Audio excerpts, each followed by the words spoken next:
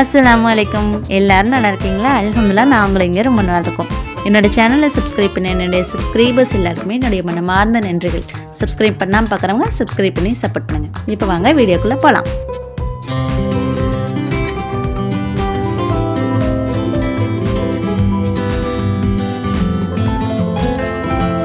இன்றைக்கி ஒரு சைவ விருந்து தான் நான் உங்ககிட்ட ஷேர் பண்ணிக்க போகிறேன். எனக்கே ரொம்ப ஆச்சரியமாக இருந்தது. இதெல்லாம் நீயே செய்தானே அப்படின்னு தோணுச்சு. ரொம்ப ஈஸியான ரெசிபீஸு. நீங்கள் இப்போ தான் புதுசாக சமைக்க ஸ்டார்ட் பண்ணியிருக்கீங்க அப்படின்னா கண்டிப்பாக இந்த வீடியோவை உங்களுக்கு ரெஃபர் பண்ணிக்கலாம். ஏன்னா இது நிஜமாகவே எல்லா ரெசிபியுமே நல்லா வந்ததுனால தான் உங்ககிட்ட ஷேர் பண்ணிக்கிறேன். ஃபஸ்ட்டு நமக்கு சமைக்கிறதுக்கு தேவையான அளவுக்கு வெங்காயம், தக்காளி இதெல்லாம் கழுவிட்டு எடுத்து வச்சாச்சு. ஃப்ரீயாக இருக்கும் பொழுது இந்த டிவியெல்லாம் பார்த்துட்ருப்போம் இல்லையா, அந்த டைம்லேயே இந்த வெங்காயம்லாம் உரிக்கிறதெல்லாம் உரிச்சு வச்சுக்கிட்டேன். அதே மாதிரி காய் கட் பண்ணுற வேலையெல்லாம் அப்போ கட் பண்ணிட்டோம் அப்படின்னம்னா நமக்கு சமைக்கிறதுக்கு ரொம்பவே ஈஸியாக இருக்கும்.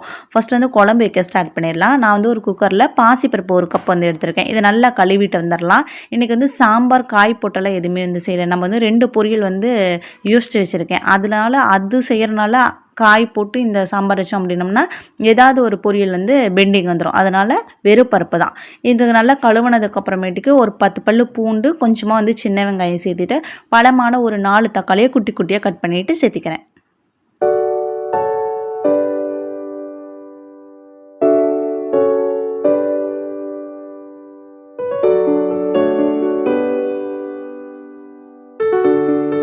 இந்த பருப்பில் ஒரு டீஸ்பூன் சீரகம், அதே மாதிரி ஒரு 1/2 டீஸ்பூன் மஞ்சள் தூள், ஒரு 1/2 டீஸ்பூன் அளவுக்கு மிளகாய் தூள் சேர்த்திருக்கேன். காரத்துக்கு தகுந்த மாதிரி சேர்த்திக்கிங்க. இது போட்டுட்டு தேவையான அளவு தண்ணி ஊற்றிட்டு லைட்டாக மிக்ஸ் பண்ணிக்கலாம். நம்ம கைப்பட சமைச்சாதான் அது நல்லாயிருக்கும். அதனால் கையிலே கிளறிட்டு குக்கர் க்ளோஸ் பண்ணி மூடி போட்டு ஒரு 2 விசில் விட்டாலே போதும். ஒரு விசில் விட்டாலே போதும். என்னோடய குக்கரில் டக்குன்னு விசில் வந்தனால நான் 2 விசில் விட்டு எடுத்துக்கிறேன். சரி, இப்போ புளி ஊற வச்சுக்கலாம். இது நம்ம புளி குழம்பு செய்ய போகிறோம். அதனால் புளி ஊற வச்சு ஓரமாக எடுத்து வச்சாச்சு. இப்போ புளி குழம்புக்கு தேவையான வெங்காயத்தை கட் பண்ணிக்கலாம். சின்ன வெங்காயம் கொஞ்சம் கம்மியாக இருந்தனால பெரிய வெங்காயம் ஒரு 2 மட்டும் சேர்த்திக்கிறேன். கட் பண்ணிவிட்டு பெரிய வெங்காயமே கொஞ்சம் சின்னதாக தான் இருக்கும். ஸோ உங்களுக்கு கிடைச்ச மாதிரி சேர்த்திக்கிங்க. ஓகேயா? புளிக்குழம்பு வதக்கி அரைச்சோம் அப்படின்னம்னா தான் டேஸ்ட் ரொம்ப நல்லாயிருக்கும். இதே ஸ்டைல்லே நம்ம மீன் குழம்புமே செய்யலாம். ரொம்பவே நல்லாயிருக்கும். இது கூடவே ஒரு பழமான ஒரு 6 தக்காளி எடுத்துருப்பேன்னு நினைக்கிறேன். அதை ரஃபாக கட் பண்ணி எடுத்து வச்சுக்கிறேன்.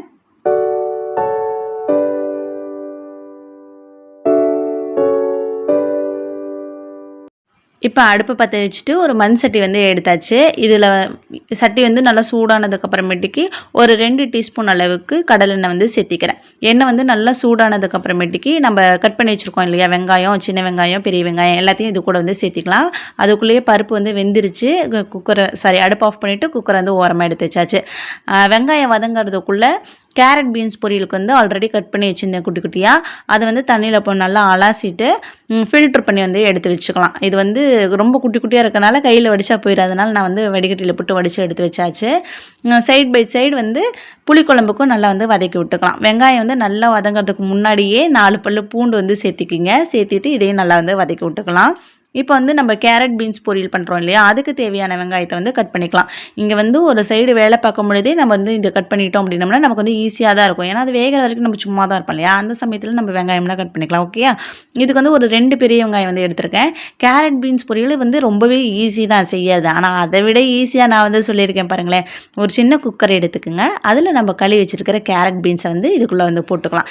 இது கூடயே நம்ம கட் பண்ணி வச்சுருக்கோம் இல்லையா பெரிய வெங்காயம், அதையும் இது கூட சேர்த்திட்டு கொஞ்சமாக உப்பு சேர்த்திட்டு தண்ணி எதுவுமே ஊற்றாமல் லைட்டாக மிக்ஸ் பண்ணிடலாம். இதுக்கிடையிலேயே நம்ம புளிக்குழம்புக்கு வெங்காயமும் பூண்டும் நல்லா வதங்கிருச்சு. நம்ம கட் பண்ணி வச்சுருக்கிற தக்காளியும் இது கூட சேர்த்திக்கலாம். கொஞ்சமாக உப்பு சேர்த்திட்டோம் அப்படின்னோம்னா தக்காளி சீக்கிரமாக வதங்கிடும். இது நல்லா வதங்கட்டும். அதுக்குள்ளே நம்ம கேரட் பீன்ஸ் பொரியலை பார்த்துடலாம். இதுக்கு தேவையான அளவு உப்பு சேர்த்திக்கிங்க. சேர்த்திட்டு லைட்டாக மிக்ஸ் பண்ணிவிட்டு தண்ணியெல்லாம் எதுவுமே ஊற்ற தேவையில்லை. குக்கர் மூடி போட்டுட்டு இதுவும் எனக்கு வேகமாக விசில் வந்துடும். அதனால் நான் 2 விசில் விட்டுக்கிறேன். உங்களுக்கு ஒரு விசில் விட்டீங்க அப்படின்னாலே போதும். ஏன்னா கேரட் பீன்ஸ் வந்து சீக்கிரமாக வந்து வெந்துடும். தக்காளி நல்லா மசிஞ்சதுக்கு அப்புறமேட்டுக்கு 1 டீஸ்பூன் மிளகாய்த்தூள், 1/2 டீஸ்பூன் மஞ்சத்தூள் சேர்த்துட்டு நல்லா வந்து வதக்கிக்கலாம். இப்போது ஒரு 3 டீஸ்பூன் அளவுக்கு மல்லித்தூள் சேர்த்திட்டு நல்லா வந்து மிக்ஸ் பண்ணிவிட்டு உடனே வந்து அடுப்பை வந்து ஆஃப் பண்ணிடலாம். ரொம்ப நேரம் வந்து மல்லித்தூள் வந்து வதக்கணும்னு அவசியம் இல்லை. அவ்வளோதான். இது வந்து ஆறுனதுக்கு அப்புறமேட்டுக்கு நம்ம அரைச்சி எடுத்துக்கலாம். இது வந்து ஓரமாக இருக்கட்டும். இப்போ இந்த கேரட் பீன்ஸும் வெந்துருச்சு, அதுவும் வந்து அடுப்பை ஆஃப் பண்ணியாச்சு. அடுத்த பொரியல் வந்து அவரைக்காய் பொரியல். ஸோ வந்து அவரைக்காய் வந்து குட்டி குட்டியாக கட் பண்ணி வச்சுருந்தேன். அதையும் தண்ணியில் போட்டு வந்து அலசி எடுத்துக்கலாம், வடிகட்டி வந்து வச்சுக்கலாம்.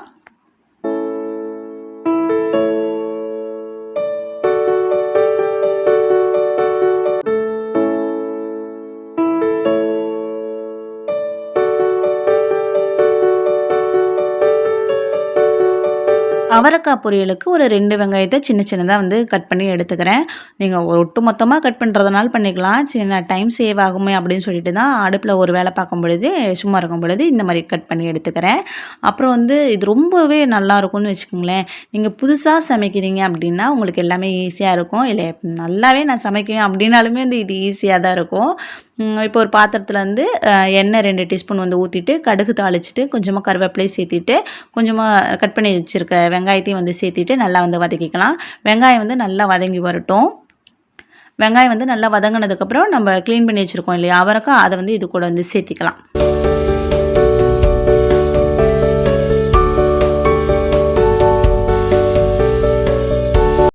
இதை நல்லா வந்து மிக்ஸ் பண்ணிடலாம். மிக்ஸ் பண்ணிவிட்டு இதுக்கு தேவையான அளவுக்கு உப்பு வந்து சேர்த்திக்கலாம். ஒரு 1/2 டீஸ்பூன் வந்து உப்பு சேர்த்திக்கிங்க. கொஞ்சமாக வந்து 1/4 டீஸ்பூன் மஞ்சள் தூள், 1/2 டீஸ்பூன் வந்து மிளகாய் தூள். நீங்கள் காரத்துக்கு தகுந்த மாதிரி சேர்த்திக்கலாம். இது வந்து நல்லா வந்து மிக்ஸ் பண்ணிவிட்டு கொஞ்சமாக ஒரு 1/2 டம்ளர் அளவுக்கு தண்ணி வந்து சேர்த்திட்டு நல்லா வந்து மிக்ஸ் பண்ணி மூடி போட்டு ஒரு 10 நிமிஷம் சிம்மில் வச்சு வேக விட்டிங்க அப்படின்னா காய் வந்து சூப்பராக வந்து வெந்து வந்திருக்கும். இப்போ பருப்பு வந்து வெந்துருச்சு இல்லையா, அது வந்து விசில் போனதுக்கு அப்புறமேட்டுக்கு ஓப்பன் பண்ணி பார்த்தா நல்லா வந்து குக் ஆகிருந்துச்சு. இதை வந்து தேவையான அளவு உப்பு வந்து இது கூட சேர்த்திட்டு கொத்தமல்லி தலையை கட் பண்ணி போட்டு நல்லா வந்து மிக்ஸ் பண்ணிக்கலாம்.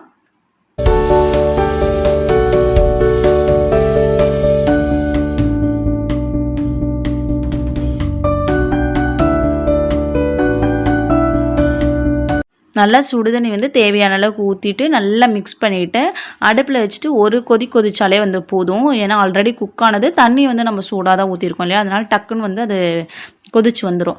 அதே மாதிரி நம்ம கேரட் பீன்ஸ் வந்து நல்லா வந்து குக் ஆகிடுச்சு. இது வந்து ஓரமாக இருக்கட்டும். இப்போ நம்ம ஆல்ரெடி ஃபஸ்ட்டே வந்து புளிக்குழம்புக்கு வந்து வதக்கி வச்சுருந்தோம் இல்லையா, அது வந்து ஆறிடுச்சு. அதை வந்து ஒரு மிக்ஸி ஜாரில் வந்து சேர்த்திட்டு நல்லா வந்து பேஸ்ட்டாக அரைச்சி எடுத்துக்கிறேன்.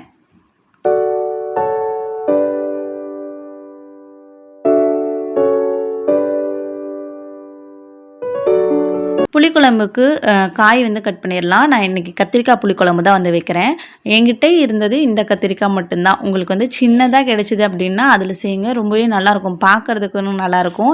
என்கிட்ட எல்லாமே வந்து பெரிய பெரிய கத்திரிக்காயாக தான் இருந்துச்சா, அதனால் வந்து அதை மட்டும் 4ஆக கட் பண்ணிவிட்டு சேர்த்திக்கிறேன். 4ஆக கட் பண்ணும்பொழுது கொஞ்சம் கேர்ஃபுல்லாக தான் இருக்கணும். ஏன்னா உள்ளே வந்து புழு இருந்துச்சு அப்படின்னா நமக்கு தெரியாது. அதனால் கட் பண்ணிவிட்டு நல்லா வந்து பாருங்கள். எதுவும் இல்லை அப்படின்னா வந்து சேர்த்திக்கிங்க. அப்படியே அதை போட்டோம் அப்படின்னோம்னா சைவ குழம்பா இருக்காது, அது அசைவ குழம்பு மாறிடும் இல்லையா. அதனால் ஒரு 4 கத்திரிக்காய் தான் வந்து எடுத்தேன். ஏன்னா பெரிய பெரிய கத்திரிக்காயாக இருக்கனால 4 வந்து எனக்கு போதுமானதாக வந்து இருந்துச்சு. இந்த பக்கம் அடுப்பில் வச்சுருந்த பருப்பு வந்து கொதிச்சிருச்சு. ஸோ வந்து அதை வந்து இறக்கிடலாம். லாஸ்ட்டு அதுக்கு தாளிப்பு கொடுத்துக்கலாம். இப்போ நம்ம வணக்கி வச்சுருந்த அதே மண் சட்டியை வந்து வச்சுட்டு இதுக்கு நல்லெண்ணெய் வந்து சேர்த்திக்கிங்க. ரொம்பவே நல்லாயிருக்கும். ஒரு 2 டேபிள் ஸ்பூன் அளவுக்கு நல்லெண்ணெய் வந்து சேர்த்திட்டு கடுகு, சீரகம், வெந்தயம் இது நல்லா பொரிஞ்சதுக்கு அப்புறமேட்டுக்கு கட் பண்ணி வச்சுருக்கிற சின்ன வெங்காயத்தை வந்து சேர்த்திக்கிறேன். வெங்காயம் ஓரளவுக்கு வதங்கும் பொழுது கருவேப்பிலையை சேர்த்திட்டு நல்லா வந்து வதக்கிக்கலாம். வெங்காயம் நல்லா வதங்கினதுக்கப்புறம் நம்ம க்ளீன் பண்ணி கட் பண்ணி வச்சுருக்கோம் இல்லையா கத்திரிக்காய், அதை இது கூட சேர்த்துட்டு ஒரு 7 நிமிஷம் இந்த எண்ணெயிலேயே நல்லா வந்து பிரட்டி வந்து விடணும். அடுப்பு வந்து மீடியம் ஃப்ளேமில் வச்சுக்கோங்க, இல்லை அப்படின்னா வெங்காயம் வந்து கரிஞ்சு போயிடும். இப்போ நம்ம பொரியலுக்கு தேவையான தேங்காயை வந்து கட் பண்ணிக்கலாம். தேங்காய் வந்து மிக்ஸி ஜாரில் போட்டோம் அப்படின்னோம்னா அதே பூவாக துருவி வந்து வந்துடும். ஏன்னா துருவெல்லாம் நமக்கு தெரியாது இல்லையா, அதனால் இன்ஸ்டண்ட்டாக இப்படி வந்து செய்துக்கலாம். அது ஒன்றும் தப்பு கிடையாது. ஓகே,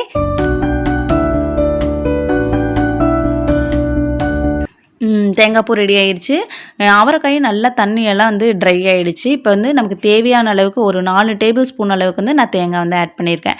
தேங்காய் போட்டதுக்கப்புறமேட்டுக்கு ஹை ஃப்ளேமில் வச்சு நல்லா வந்து பிரட்டி வந்து விட்டுக்கலாம்.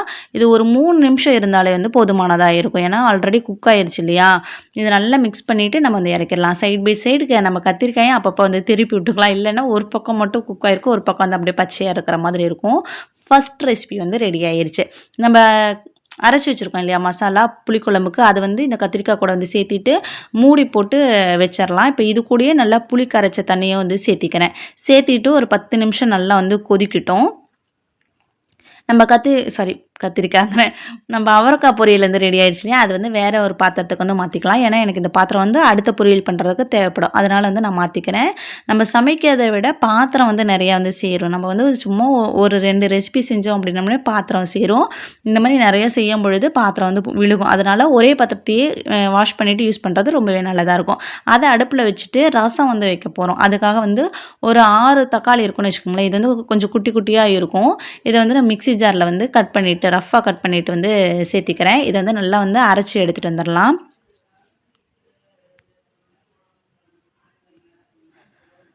இது ஓரமாக இருக்கட்டும். இப்போ வந்து பேன் வந்து சூடாயிடுச்சு. அதில் 1 டீஸ்பூன் எண்ணெய் சேர்த்துட்டு கொஞ்சமாக கடுகு நல்லா பொரிஞ்சதுக்கு அப்புறமேட்டுக்கு 4 வரமிளகாயை வந்து கிள்ளிட்டு வந்து சேர்த்திக்கிறேன்.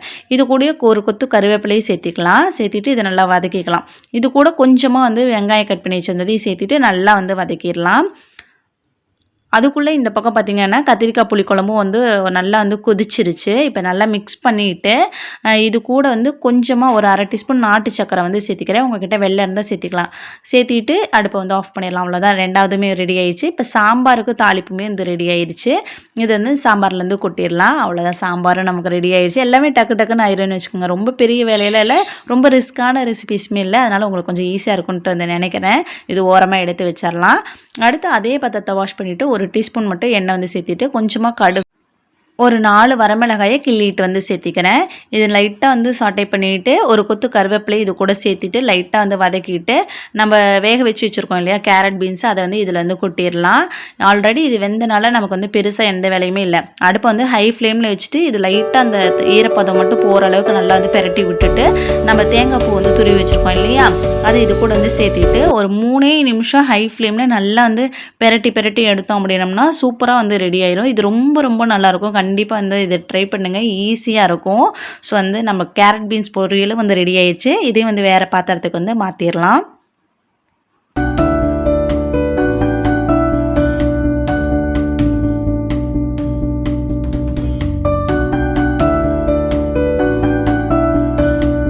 ரசத்துக்கு வந்து ஒரு எலுமிச்சம்பழம் சைஸ் அளவுக்கு புளி வந்து ஊற போட்டு வச்சுருந்தேன். அதை நல்லா வந்து கரைச்சிட்டு ஒரு ஃபில்ட்ரு வச்சு நான் வடிகட்டி வந்து எடுத்துக்கிறேன். இப்போ அதே ஃபில்டரில் வந்து நம்ம தக்காளி அரைச்சி வச்சுருக்கோம் இல்லையா, அதையும் சேர்த்திட்டு கொஞ்சமாக தண்ணியும் வந்து ஊற்றிட்டு நல்லா வந்து ரெடி பண்ணி எடுத்துக்கலாம்.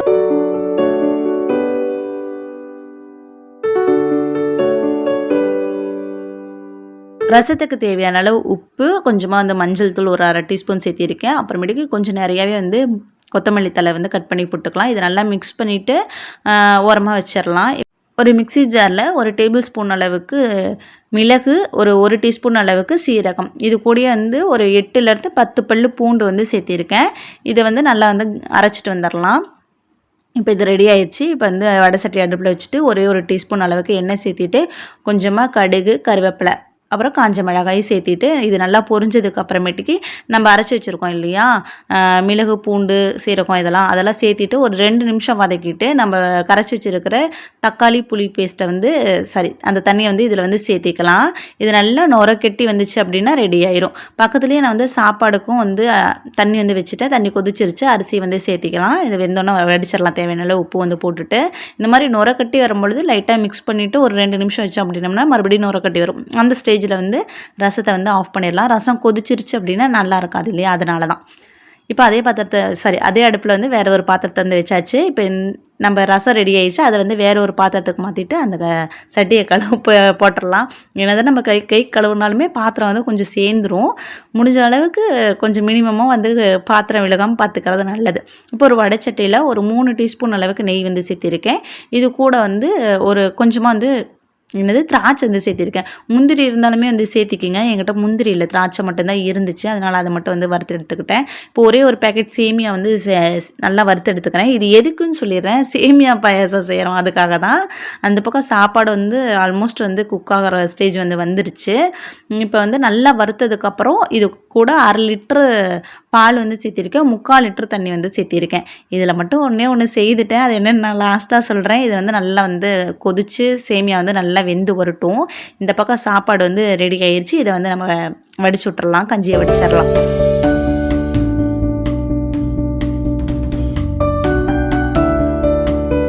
இப்போ லாஸ்ட் அண்ட் ஃபைனலான ரெசிபி என்ன அப்படின்னா, இது ரெசிபியெல்லாம் இல்லை, அப்பளம் வந்து பொரிச்சுக்கலாம். ஒரு வடை சட்டி வச்சுட்டு எண்ணெய் வந்து ஊற்றிட்டு அப்பளம் வந்து பொரிச்சாச்சு. அவ்வளோதான், முக்கால்வாசி எல்லா ரெசிபியுமே வந்து முடிச்சிட்டோம். என்னென்ன ரெசிபின்னு நான் லாஸ்ட்டாக சொல்கிறேன். அப்பளம் இல்லாமல் நல்லா இருக்குமா? கண்டிப்பாக நல்லா இருக்காது இல்லையா? அதனால் அப்பளமும் நம்ம பொரிச்சு எடுத்துக்கலாம்.